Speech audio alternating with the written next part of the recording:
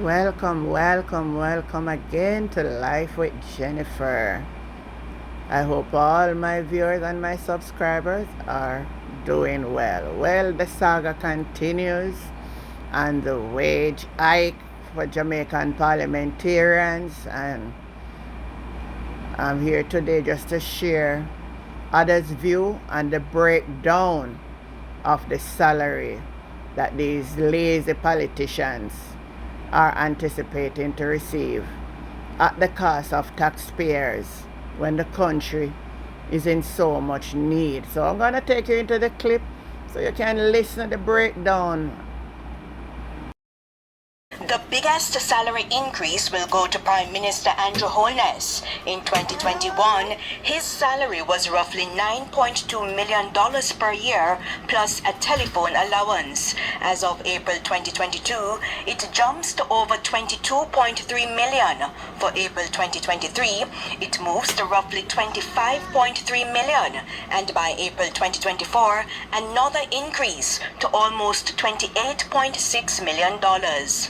For the Deputy Prime Minister, the salary was over $8 million for the year, and now it moves to over $20 million in year 1, over $22.7 million in year 2, and over $25.7 in year 3.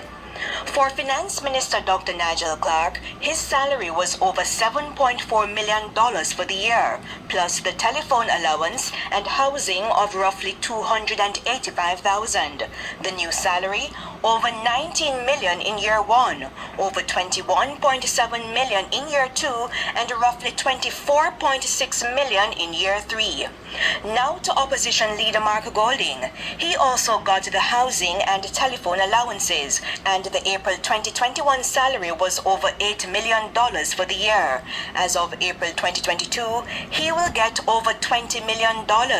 In April 2023, over $22.7 million, and by April 2024, over $25.7 million.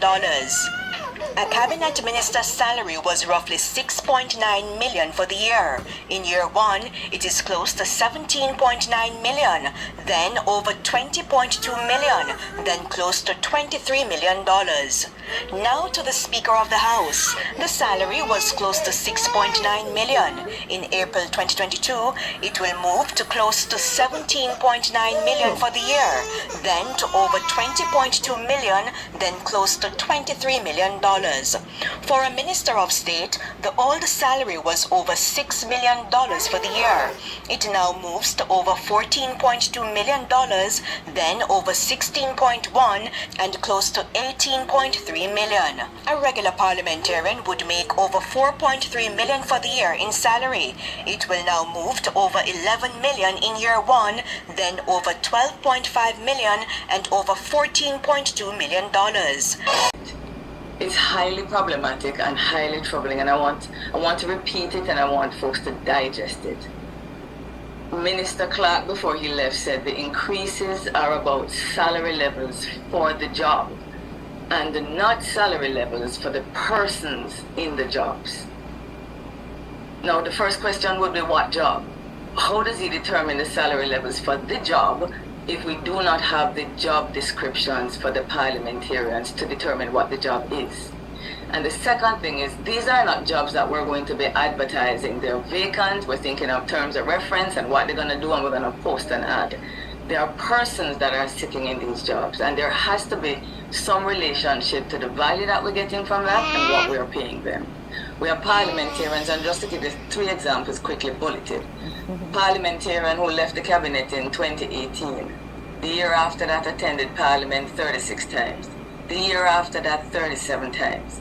The year after that 39% of the time. So you might say there's an improvement, but which of us listening could still be retaining a job or be getting that increase when we are absent from the office for under 40% attendance? How is that possible? Another example, the CDF meeting in October at the Parliamentary Committee meeting and last month.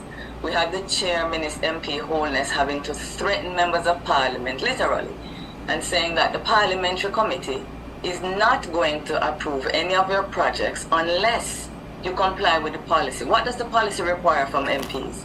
You have to meet and consult with your constituents once every 2 years for the 20 million that is allocated every year. Yet we have the chair having to threaten MPs that if they don't meet once every 2 years to discuss the development, they will not get those projects supported. But what the minister said a while ago, Dion, I don't want us to miss it. It's highly problematic. I totally agree. I totally agree. They should be getting pay based on performance, and there should be an application for parliamentarian we have in Jamaica is that from generation to generation, and those who want to serve cannot be able to get to serve. Now listen to what the Minister of Information has to say. This is the bravest government to take it. Listen to this. Every government has had a difficult challenge as it relates to how do you compensate persons in the political directorate.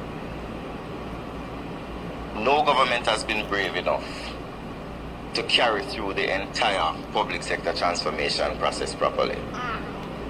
In the 2007, 8, 9, we moved teachers to market, but we never moved anybody else. So the nurses didn't benefit, the doctors didn't benefit, what you call them, I worked with them in the Ministry of Education, the persons who go into communities, the social workers didn't benefit. So you had social workers who were earning $800,000 a year.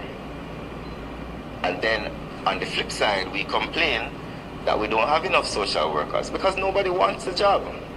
This government has moved social workers to a base of about $3 to $4 million. That's more than 200%.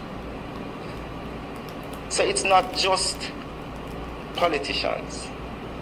It's very easy for us to jump on the politicians, and rightly so. They are representatives of the people. They deserve criticism in many cases.